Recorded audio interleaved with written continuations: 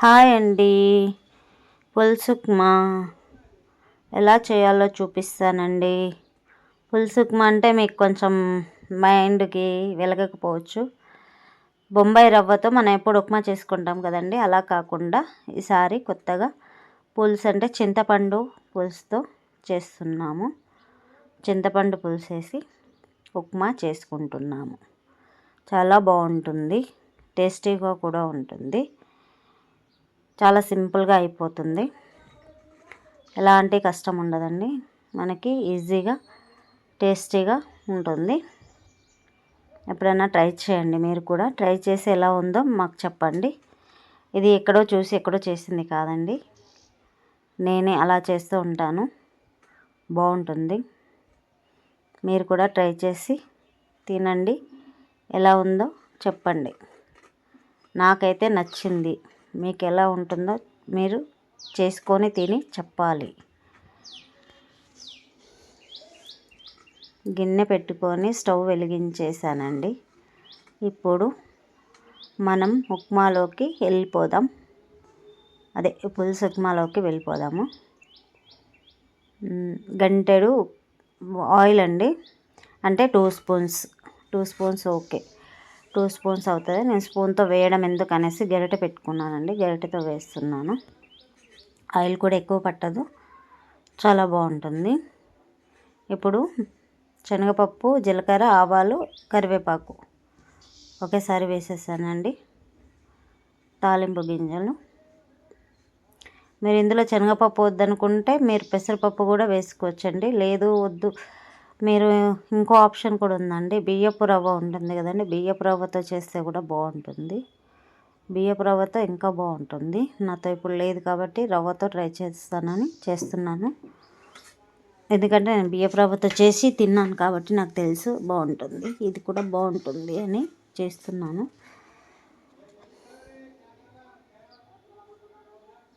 ఇప్పుడు పచ్చిమిర్చి వేసుకొని ఒక 2 సెకండ్స్ అలాగా తిప్పేసి 5 సెకండ్స్ నూనెలో ఫ్రై అయ్యాక ఉల్లిపాయలు వేసేసుకోవాలండి. పచ్చిమిర్చి పచ్చిగా ఉంటే మనకి ఎలాగో ఉంటుంది కాబట్టి పచ్చిమిర్చి వేసిన తర్వాత ఉల్లిగడ్డలు వేసుకొని ఫ్రై చేసుకోవాలి.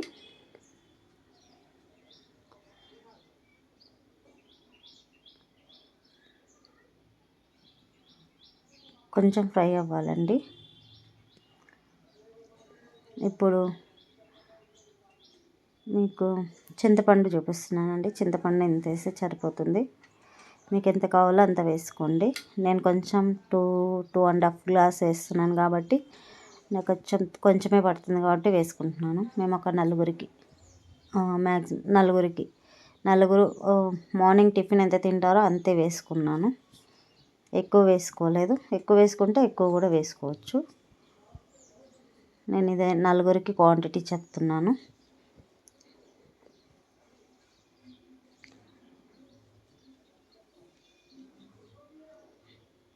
చింతపండు రసం అంతా ఇలా తీసేసుకోవాలండి. చింతపండు పిప్పి తీసేసి ఆ రసంలో ఇంకొన్ని వాటర్ వేసుకొని మనం ఉప్మాకి ఎంత కావాలో అంత వాటర్ పులుసులోనే వేసుకోవాలి. ఈ పులుసులోనే పల్లీలు ఆయిల్ వేసి పక్కన కొంచెం దోరగా వేయించుకోవాలి. మంచిగా గోల్డెన్ కలర్ వేయించుకొని పక్కకు పెట్టుకోవాలండి. అవి వేయించేటప్పుడు చూస్తానండి. ఇప్పుడు పులుసు పిప్పి తీసి పక్కకు పెట్టేసుకోవాలండి.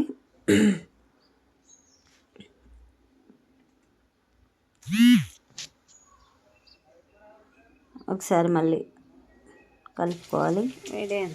పులుసులో పిప్పి తీసేసాను, ఇది మగ్గినట్టుందండి. కొంచెం ఇందులో చింతపండు రసం వేసుకోవాలండి.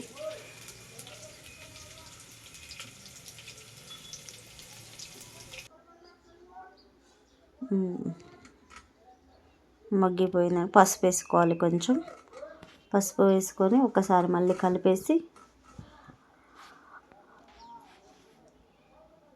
ఇందులో మనం రవ్వ ఎంత కావాలో అంత వేసేసుకోవాలి. రవ్వ ఫ్రై చేసుకోవాలి. రవ్వ వేస్తున్నానండి. 1 glass and 2 glasses and half 2.5 వేసానండి. రవ్వను కూడా కొంచెం ఫ్రై చేసుకోవాలి. ఒక నిమిషం పాటు మంచిగా మనం ఉప్మా రవ్వ ఎలా ఫ్రై చేస్తామో అలాగా ఫ్రై చేసుకోవాలి.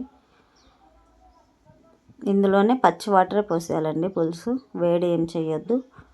మనకి ఏమవ్వదు, ఫ్రై చేసాం కాబట్టి గడ్డలు కట్టదు. ఉప్మా రవ్వ వేసేసి కలిపేసుకోవాలి. ఇలాగే ఫ్రై అయిన తర్వాత మనం పులుసు పిసికి పెట్టాం కదా, అది అలాగే పోసేసుకోవాలి. ఎలాంటి గడ్డలు ఏమీ ఉండదండి. మంచిగా మనకు ఉప్మా రవ్వ ఎలా వస్తుందో అలాగే వస్తుంది. పులుసు పోసేసుకుంటున్నామండి. పులుసు ఇలా కలిపేసి హైలో పెట్టేసుకోవాలి. గ్యాస్ హైలో పెట్టేసుకొని ఉప్పు, సాల్ట్, రుచికి సరిపడా సాల్ట్ వేసుకోవాలండి. మేము కల్లుప్పు వాడతాము. కల్లుప్పు వేస్తానండి. తెలియని వాళ్ళు సాల్ట్ సన్నుప్పు వేస్తారు కదా, అది వేసుకోండి.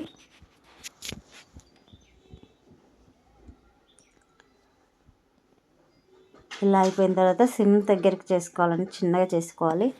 ఉడుకుతుంది కాబట్టి మనకి వేడి వాటర్ కావాలి కాబట్టి హైలో పెట్టుకున్నాం. ఇప్పుడు సిమ్లో పెట్టి ఒక 2-3 మినిట్స్ అలాగే కలుపుతూ ఉండాలి. అప్పుడు మనకి అయిపోయింది. పులుసు ఉప్మా అయిపోయింది.